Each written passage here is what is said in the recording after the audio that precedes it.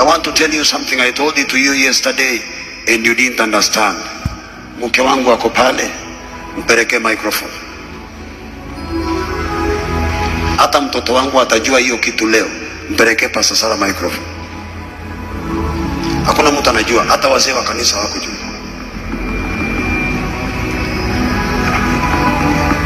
Mama Swed. Amen.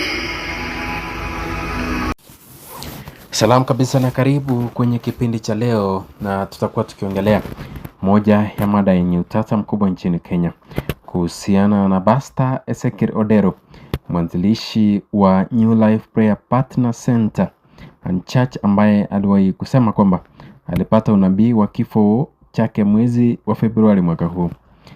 Katika kipindi hiki nitaleta ukweli, muktadha, habari zilizothibitishwa na pia maswali muhimu yanayopaswa kujiuliza kama waumini na wasikilizaji bila kwenda mbali na ukweli. Hii ni Siasa Leo Media.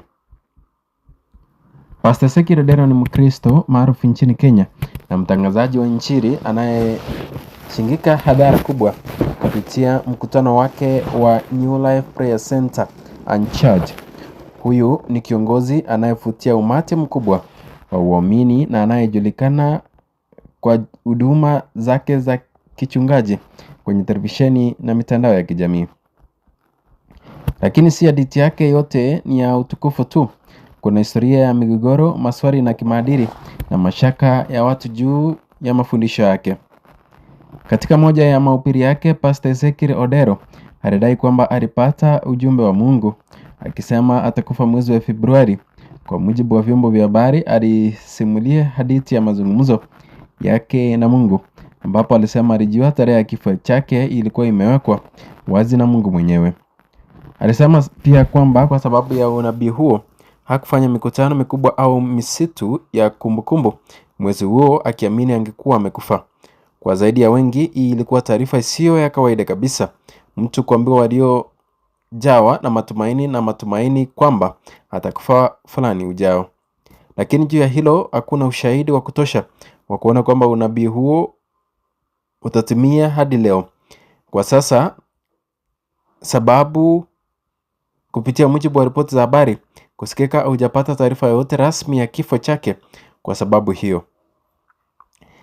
Kitu muhimu poa kuzingatia, kwa mujibu wa rekodi za habari zilizothibitishwa, hadi sasa hakuna ripoti ya kifo chake kutokana na unabii huu. Kwa mfano, habari za mitandaoni zilizungumza juu ya mada hii, ikiwa ni pamoja na picha na mchumbe kwenye Facebook huku I'm dying, God told me I'll die in February.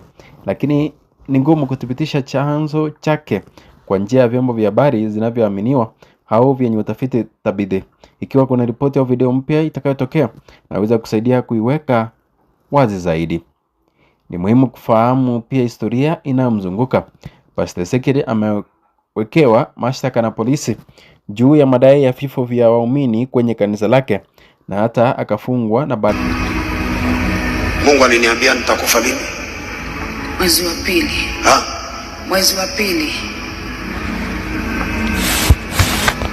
Ni yeye na mimi, watu wawili ndio tunajua.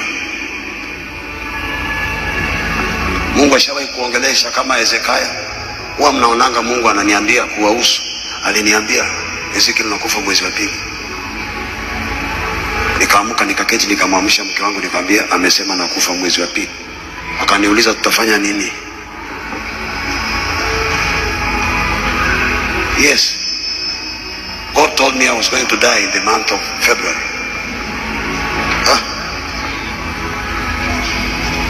It was January, then month of February must be this year. Not next year. Yes, last month. And I knew it.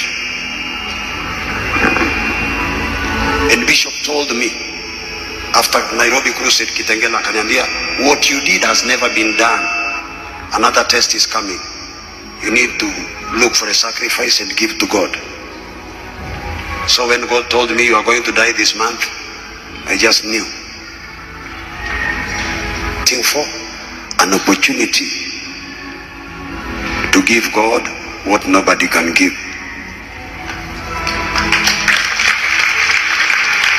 Baadaye akaruhusiwa kwa dhamana. Serikali ilikusanya taarifa juu ya vifo vilivyorekodiwa ndani ya kanisa lake, na takwimu zilionyesha kwamba watu kadhaa walikuwa wamepoteza maisha wakati wakitafuta huduma zake za kiroho. Hii ilipelekea kanisa lake pia kukatwa na kupunguzwa hadi rasmi baadaye.